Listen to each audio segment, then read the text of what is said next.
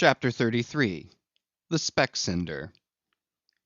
Concerning the officers of the whale craft, this seems as good a place as any to set down a little domestic peculiarity on shipboard, arising from the existence of the harpooneer class of officers, a class unknown, of course, in any other marine than the whale fleet. The large importance attached to the harpooneer's vocation is evinced by the fact that originally, in the old Dutch fishery, 2 centuries or more ago, the command of a whale ship was not wholly lodged in the person now called the captain, but was divided between him and an officer called the Specksnyder. Literally, this word means fat cutter. Usage, however, in time made it equivalent to chief harpooneer. In those days, the captain's authority was restricted to the navigation and general management of the vessel, while over the whale hunting department and all its concerns, the Specksnyder or chief harpooneer reigned supreme. In the British Greenland fishery, under the corrupted title of Specksioneer, this old Dutch official is still retained, but his former dignity is sadly abridged. At present he ranks simply as senior harpooneer, and as such is but one of the captain's more inferior subalterns. Nevertheless, as upon good conduct of the harpooneers the success of a whaling voyage largely depends, and since in the American fishery he is not only an important officer in the boat, but under certain circumstances, night watches on a whaling ground, the command of the ship's deck is also his. Therefore the grand political maxim of the sea demands that he should nominally live apart from the men before the mast, and be in some way distinguished as their professional superior, though always by them familiarly regarded as their social equal. Now the grand distinction drawn between officer and man at sea is this: the first lives aft, the last forward. Hence, in whale ships and merchantmen alike, the mates have their quarters with the captain; and so too, in most of the American whalers, the harpooneers are lodged in the after part of the ship. That is to say, they take their meals in the captain's cabin, and sleep in a place indirectly communicating with it. Though the long period of a southern whaling voyage, by far the longest of all voyages now or ever made by man, the peculiar perils of it, and the community of interest prevailing among a company, all of whom, high or low, depend for their profits, not upon fixed wages, but upon their common luck, together with their common vigilance, intrepidity, and hard work; though all these things do, in some cases, tend to beget a less rigorous discipline than in merchantmen generally, yet never mind how much like an old Mesopotamian family these whalemen may, in some primitive instances, live together; for all that, the punctilious externals, at least, of the quarter deck are seldom materially relaxed, and in no instance done away. Indeed, many are the Nantucket ships in which you will see the skipper parading his quarter deck with an elated grandeur not surpassed in any military navy; nay, extorting almost as much outward homage as if he wore the imperial purple, not the shabbiest of pilot cloth. And though of all men the moody captain of the Pequod was the least given to that sort of shallowest assumption, and though the only homage he ever exacted was implicit, instantaneous obedience; though he required no man to remove the shoes from his feet ere stepping upon the quarter deck; and though there were times when, owing to peculiar circumstances connected with events hereafter to be detailed, he addressed them in unusual terms, whether of condescension or in terrorem, or otherwise; yet even Captain Ahab was by no means unobservant of the paramount forms and usages of the sea. Nor, perhaps, will it fail to be eventually perceived, that behind those forms and usages, as it were, he sometimes masked himself, incidentally making use of them for other and more private ends than they were legitimately intended to subserve. That certain sultanism of his brain, which had otherwise in good degree remained unmanifested; through those forms, that same sultanism became incarnate in an irresistible dictatorship. For be a man's intellectual superiority what it will, It can never assume the practical available supremacy over other men without the aid of some sort of external arts and entrenchments, always in themselves more or less paltry and base. This it is that forever keeps God's true princes of the empire from the world's hustings, and leaves the highest honors that this air can give to those men who become famous more through their infinite inferiority to the choice hidden handful of the divine inert, than through their undoubted superiority over the dead level of the mass. Such large virtue lurks in these small things when extreme political superstitions invest them, that in some royal instances even to idiot imbecility they have imparted potency. But when, as in the case of Nicholas the Czar, the ringed crown of geographical empire encircles an imperial brain, then the plebeian herds crouch abased before the tremendous centralization. Nor will the tragic dramatist who would depict moral indomitableness in its fullest sweep and direct swing, ever forget a hint incidentally so important in his art as the one now alluded to. But Ahab, my captain, still moves before me in all his Nantucket grimness and shagginess, and in this episode touching emperors and kings, I must not conceal that I have only to do with a poor old whale hunter like him. And therefore all outward majestical trappings and housings are denied me. Oh, Ahab, what shall be grand in thee, it must needs be plucked at from the skies, and dived for in the deep, and featured in the unbodied air. CHAPTER 34. The Cabin Table. It is noon, and Dough Boy the steward, thrusting his pale loaf of bread face from the cabin scuttle, announces dinner to his lord and master, who, sitting in the lee quarter boat, has just been taking an observation of the sun, and is now mutely reckoning the latitude on the smooth medallion-shaped tablet reserved for that daily purpose on the upper part of his ivory leg. From his complete inattention to the tidings, you would think that moody Ahab had not heard his menial. But presently catching hold of the mizzen shrouds, he swings himself to the deck, and in an even, unexhilarated voice, saying, "Dinner, Mr. Starbuck," disappears into the cabin. When the last echo of his sultan's step has died away, and Starbuck, the first Emir, has every reason to suppose that he is seated, then Starbuck rouses from his quietude, takes a few turns along the planks, and after a grave peep into the binnacle, says with some touch of pleasantness, "Dinner, Mr. Stubb," and descends the scuttle. The second Emir lounges about the rigging awhile, and then slightly shaking the main brace to see whether it will be all right with that important rope, he likewise takes up the old burden, and with a rapid "Dinner, Mr. Flask," follows after his predecessors. But the third Emir, now seeing himself all alone on the quarter deck, seems to feel relieved from some curious restraint. For tipping all sorts of knowing winks in all sorts of directions, and kicking off his shoes, he strikes into a sharp but noiseless squall of a hornpipe right over the Grand Turk's head, and then by a dexterous sleight, pitching his cap up into the mizzen top for a shelf, he goes down rollicking, so far at least as he remains visible from the deck, reversing all other processions by bringing up the rear with music. But ere stepping into the cabin doorway below, he pauses, ships a new face altogether, and then, independent, hilarious little Flask enters King Ahab's presence, in the character of Abjectus or the slave.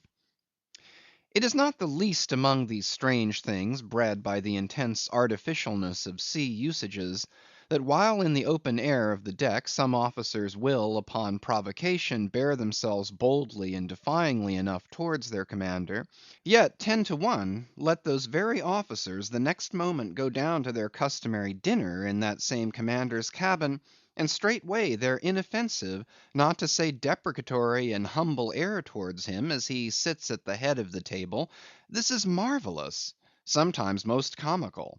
Wherefore this difference? A problem? Perhaps not. To have been Belshazzar, king of Babylon, and to have been Belshazzar not haughtily but courteously, therein certainly must have been some touch of mundane grandeur. But he who, in the rightly regal and intelligent spirit, presides over his own private dinner table of invited guests, that man's unchallenged power and dominion of individual influence for a time, that man's royalty of state, transcends Belshazzar's; for Belshazzar was not the greatest. He who has but once dined his friends has tasted what it is to be Caesar. It is a witchery of social czarship which there is no withstanding. Now, if to this consideration you superadd the official supremacy of a shipmaster, then by inference you will derive the cause of that peculiarity of sea life just mentioned. Over his ivory inlaid table, Ahab presided like a mute maned sea lion on the white coral beach, surrounded by his warlike but still deferential cubs. In his own proper turn, each officer waited to be served. They were as little children before Ahab, and yet in Ahab there seemed not to lurk the smallest social arrogance. With one mind, their intent eyes all fastened upon the old man's knife, as he carved the chief dish before him. I do not suppose that for the world they would have profaned that moment with the slightest observation, even upon so neutral a topic as the weather. No. And when reaching out his knife and fork, between which the slice of beef was locked, Ahab thereby motioned Starbuck's plate towards him, the mate received his meat as though receiving alms, and cut it tenderly, and a little started if, perchance, the knife grazed against the plate, and chewed it noiselessly, and swallowed it not without circumspection.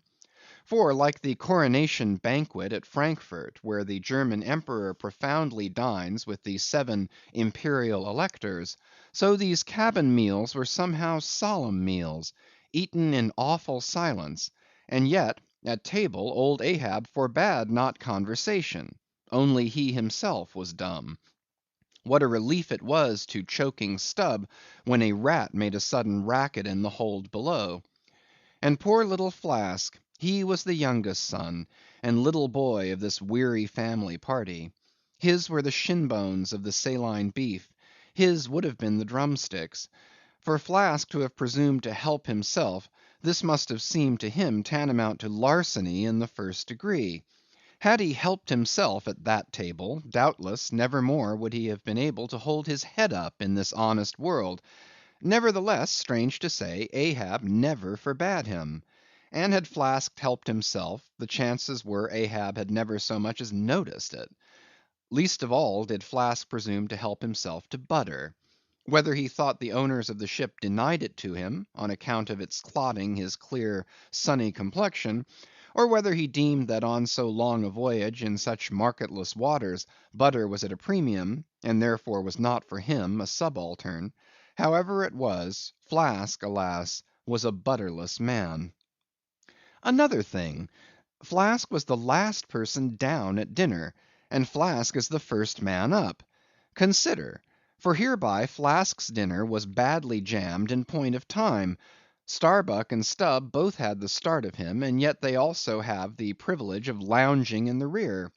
If Stubb even, who is but a peg higher than Flask, happens to have but a small appetite, and soon shows symptoms of concluding his repast, then Flask must bestir himself; he will not get more than 3 mouthfuls that day. For it is against holy usage for Stubb to precede Flask to the deck. Therefore it was that Flask once admitted in private, that ever since he had arisen to the dignity of an officer, from that moment he had never known what it was to be otherwise than hungry, more or less. For what he ate did not so much relieve his hunger, as keep it immortal in him. Peace and satisfaction, thought Flask, have forever departed from my stomach. I am an officer, but how I wish I could fish a bit of old fashioned beef in the forecastle, as I used to when I was before the mast. There's the fruits of promotion now; there's the vanity of glory; there's the insanity of life. Besides, if it were so that any mere sailor of the Pequod had a grudge against Flask, in Flask's official capacity, all that sailor had to do, in order to obtain ample vengeance, was to go aft at dinner time, and get a peep at Flask through the cabin skylight, sitting silly and dumbfounded before awful Ahab. Now Ahab and his three mates formed what may be called the first table in the Pequod's cabin. After their departure, taking place in inverted order to their arrival, the canvas cloth was cleared, or rather was restored to some hurried order by the pallid steward, and then the three harpooneers were bidden to the feast, they being its residuary legatees. They made a sort of temporary servants' hall of the high and mighty cabin. In strange contrast to the hardly tolerable constraint and nameless invisible domineerings of the captain's table, was the entire carefree license and ease, the almost frantic democracy of those inferior fellows, the harpooneers. While their masters, the mates, seemed afraid of the sound of the hinges of their own jaws, the harpooneers chewed their food with such a relish that there was a report to it. They dined like lords; they filled their bellies like Indian ships all day loading with spices. Such portentous appetites had Queequeg and Tashtego, that to fill out the vacancies made by the previous repast, often the pale Dough Boy was fain to bring on a great baron of salt junk, seemingly quarried out of the solid ox. And if he were not lively about it, if he did not go with a nimble hop, skip, and a jump, then Tashtego had an ungentlemanly way of accelerating him by darting a fork at his back, harpoon wise. And once Daggoo, seized with a sudden humor, assisted Dough Boy's memory by snatching him up bodily, and thrusting his head into a great empty wooden trencher, while Tashtego, knife in hand, began laying out the circle preliminary to scalping him. He was naturally a very nervous, shuddering sort of little fellow, this bread-faced steward, the progeny of a bankrupt baker and a hospital nurse. And what with the standing spectacle of the black terrific Ahab, and the periodical tumultuous visitations of these three savages, Dough Boy's whole life was one continual lip quiver. Commonly after seeing the harpooneers furnished with all things they demanded, he would escape from their clutches into his little pantry adjoining, and fearfully peep out at them through the blinds of its door till all was over. It was a sight to see Queequeg seated over against Tashtego, opposing his filed teeth to the Indians; crosswise to them, Daggoo seated on the floor, for a bench would have brought his hearse plumed head to the low carlines, at every motion of his colossal limbs making the low cabin framework to shake, as when an African elephant goes passenger in a ship. But for all this, the great negro was wonderfully abstemious, not to say dainty. It seemed hardly possible that by such comparatively small mouthfuls he could keep up the vitality diffused through so broad, baronial, and superb a person.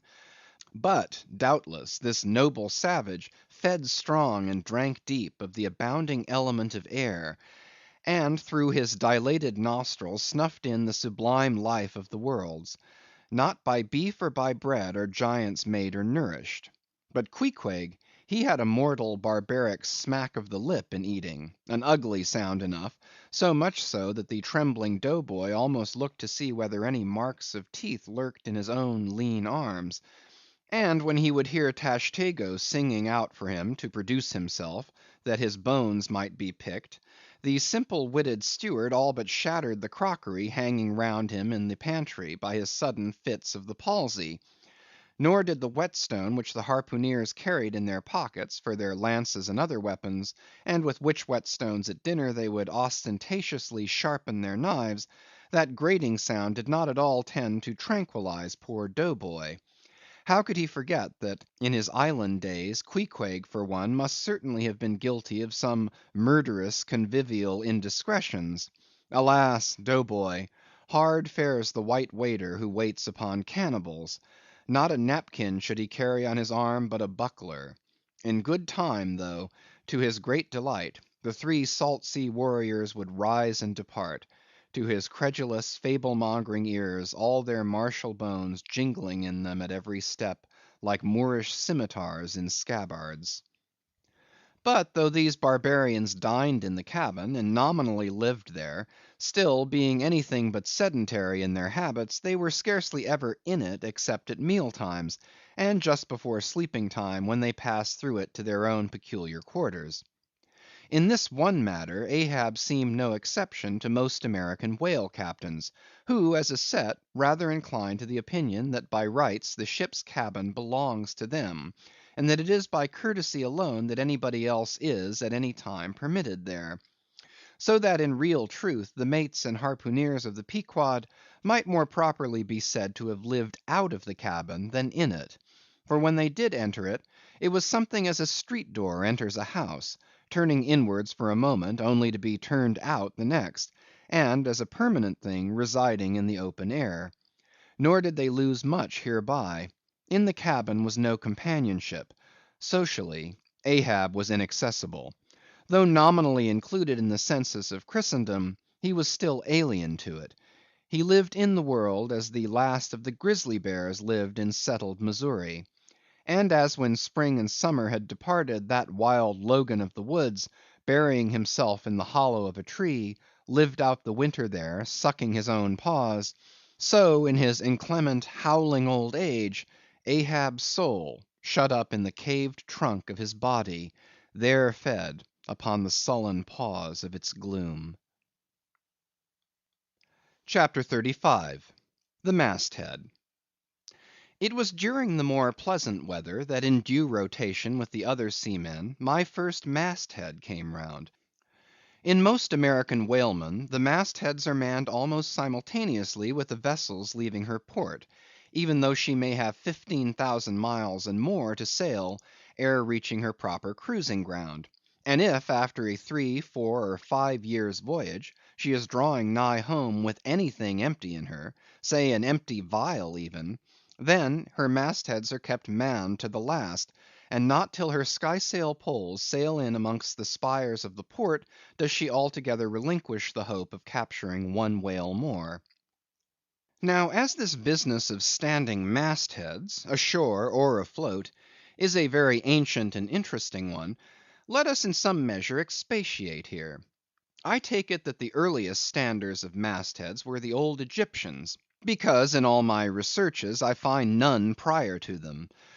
For though their progenitors, the builders of Babel, must doubtless by their tower have intended to rear the loftiest masthead in all Asia or Africa either, yet, ere the final truck was put to it, as that great stone mast of theirs may be said to have gone by the board, in the dread gale of God's wrath, therefore we cannot give these Babel builders priority over the Egyptians.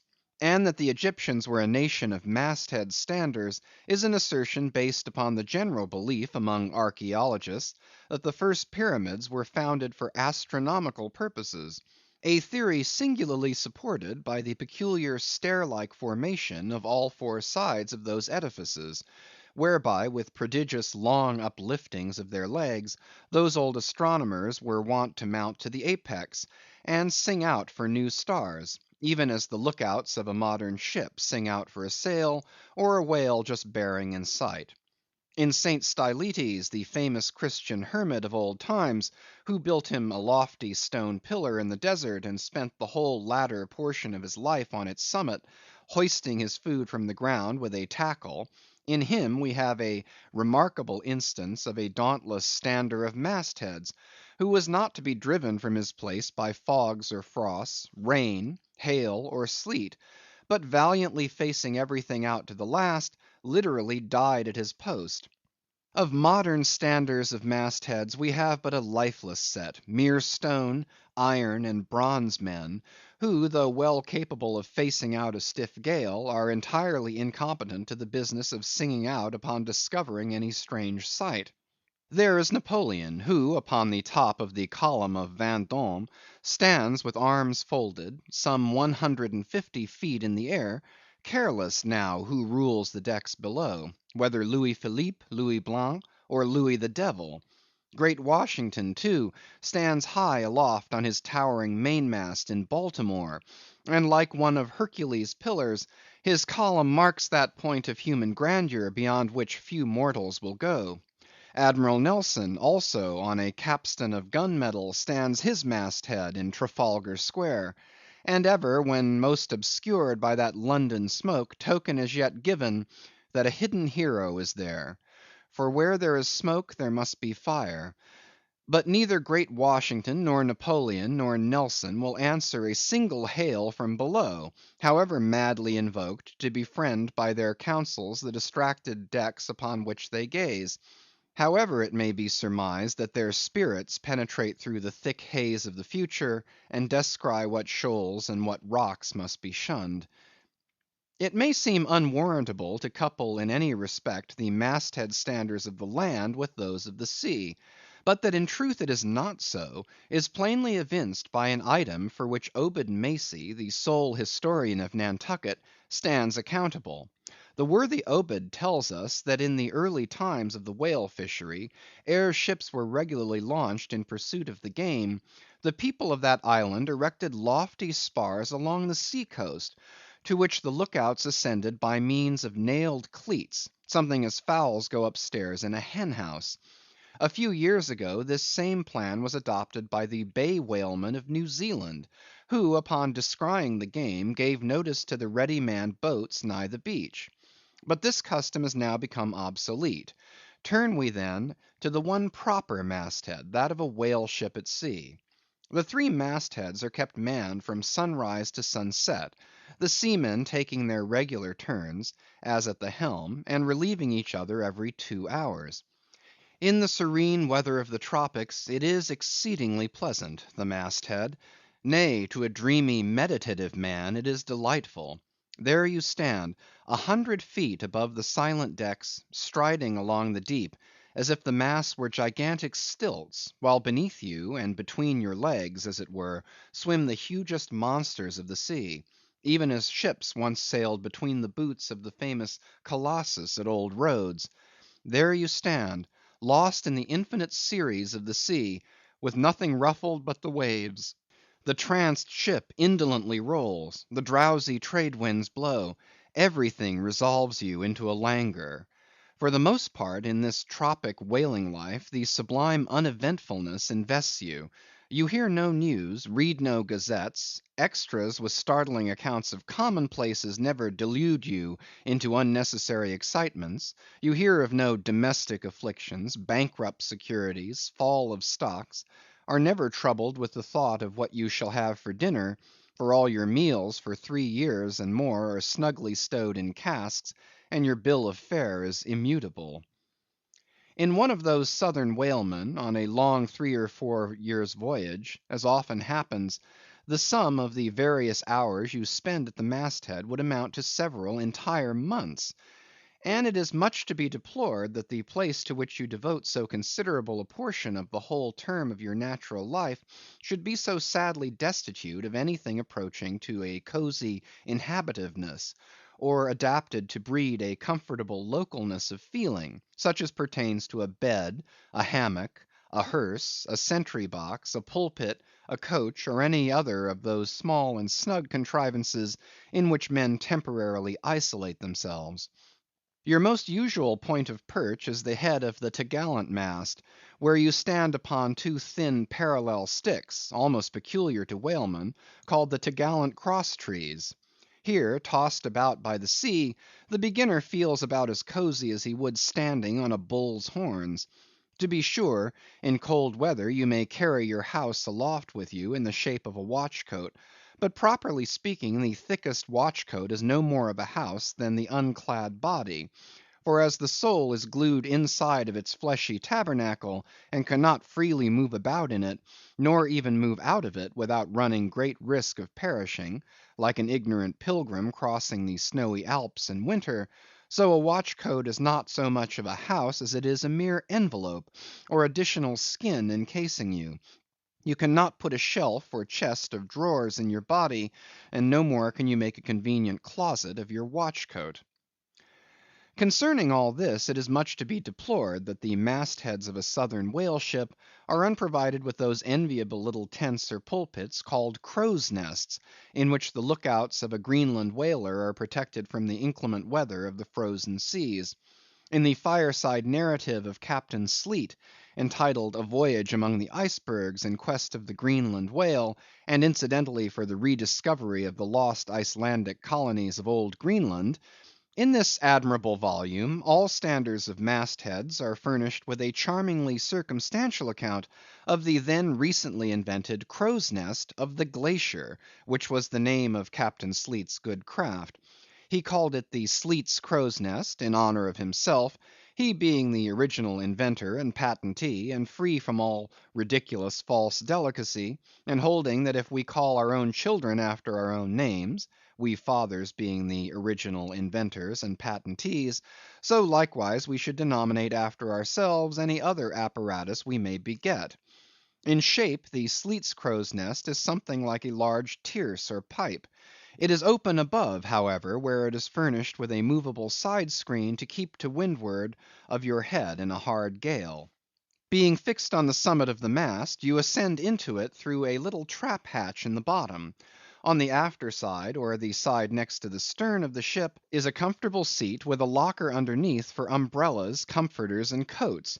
In front is a leather rack in which to keep your speaking trumpet, pipe, telescope, and other nautical conveniences.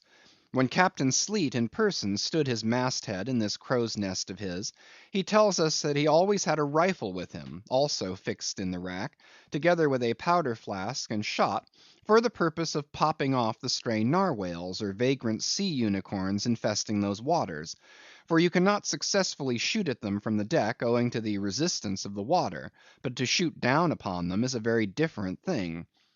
Now it was plainly a labor of love for Captain Sleet to describe, as he does, all the little detailed conveniences of his crow's nest; but though he so enlarges upon many of these, and though he treats us to a very scientific account of his experiments in this crow's nest, with a small compass he kept there for the purpose of counteracting the errors resulting from what is called the local attraction of all binnacle magnets, an error ascribable to the horizontal vicinity of the iron in the ship's planks, and in the Glacier's case, perhaps, to there having been so many broken down blacksmiths among her crew, I say that though the captain is very discreet and scientific here, yet for all his learned binnacle deviations, azimuth compass observations, and approximate errors, he knows very well, Captain Sleet, that he was not so much immersed in those profound magnetic meditations as to fail being attracted occasionally towards that well replenished little case bottle, so nicely tucked in on one side of his crow's nest, within easy reach of his hand. Though upon the whole I greatly admire and even love the brave, the honest, and learned captain, yet I take it very ill of him that he should so utterly ignore that case bottle, seeing what a faithful friend and comforter it must have been, while with mittened fingers and hooded head he was studying the mathematics aloft there in that bird's nest within 3 or 4 perches of the pole. But if we southern whale fishers are not so snugly housed aloft as Captain Sleet and his Greenlandmen were, yet that disadvantage is greatly counterbalanced by the widely contrasting serenity of those seductive seas in which we south fishers mostly float. For one, I used to lounge up in the rigging very leisurely, resting in the top to have a chat with Queequeg, or any one else off duty whom I might find there; then ascending a little way further, and throwing a lazy leg over the topsail yard, take a preliminary view of the watery pastures, and so at last mount to my ultimate destination. Let me make a clean breast of it here, and frankly admit that I kept but sorry guard. With the problem of the universe revolving in me, how could I, being left completely to myself, at such a thought engendering altitude, how could I but lightly hold my obligations to observe all whale ships' standing orders, keep your weather eye open, and sing out every time? And let me in this place movingly admonish you, you ship owners of Nantucket, beware of enlisting in your vigilant fisheries any lad with lean brow and hollow eye, given to unseasonable meditativeness, and who offers to ship with the Phaedon instead of Bowditch in his head. Beware of such a one, I say; your whales must be seen before they can be killed, and this sunken‐eyed young Platonist will tow you 10 wakes round the world, and never make you 1 pint of sperm the richer. Nor are these monitions at all unneeded. For nowadays the whale fishery furnishes an asylum for many romantic, melancholy, and absent‐minded young men, disgusted with the carking cares of earth, and seeking sentiment in tar and blubber. Childe Harold not infrequently perches himself upon the masthead of some luckless, disappointed whale ship, and in moody phrase ejaculates, "Roll on, thou deep, dark blue ocean, roll! 10,000 blubber hunters sweep over thee in vain." Very often do the captains of such ships take those absent‐minded young philosophers to task, upbraiding them with not feeling sufficient interest in the voyage, half hinting that they are so hopelessly lost to all honorable ambition, as that in their secret souls they would rather not see whales than otherwise. But all in vain. Those young Platonists have a notion that their vision is imperfect. They are short‐sighted; what use then to strain the visual nerve? They have left their opera glasses at home. "Why, thou monkey," said a harpooneer to one of these lads, "we've been cruising now hard upon 3 years, and thou hast not raised a whale yet. Whales are scarce as hen's teeth whenever thou art up here." Perhaps they were. Or perhaps there might have been shoals of them in the far horizon; but lulled into such an opium‐like listlessness of vacant, unconscious reverie, is this absent‐minded youth by the blending cadence of waves with thoughts, that at last he loses his identity, takes the mystic ocean at his feet for the visible image of that deep, blue, bottomless soul pervading mankind and nature, and every strange, half‐seen, gliding, beautiful thing that eludes him, every dimly discovered, uprising fin of some undiscernible form, seems to him the embodiment of those elusive thoughts that only people the soul by continually flitting through it. In this enchanted mood, thy spirit ebbs away to whence it came, becomes diffused through time and space, like Cramer's sprinkled pantheistic ashes, forming at last a part of every shore the round globe over. There is no life in thee now except that rocking life imparted by a gently rolling ship, by her borrowed from the sea, by the sea from the inscrutable tides of God. But while this sleep, this dream is on you, move your foot or hand an inch, slip your hold at all, and your identity comes back in horror. Over Descartian vortices you hover, and perhaps at mid‐day, in the fairest weather, with one half‐throttled shriek you drop through that transparent air into the summer sea, no more to rise for ever. Heed it well, ye pantheists.